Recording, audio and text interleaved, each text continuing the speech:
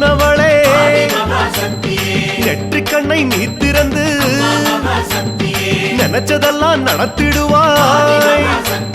ராஜயோக யாகக்காரியே அம்மா ராஜராஜ ஈஸ்வரியே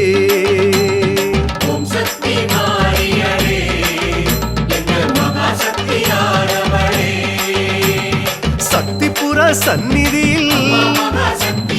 ஆடி பூச காண்பவளே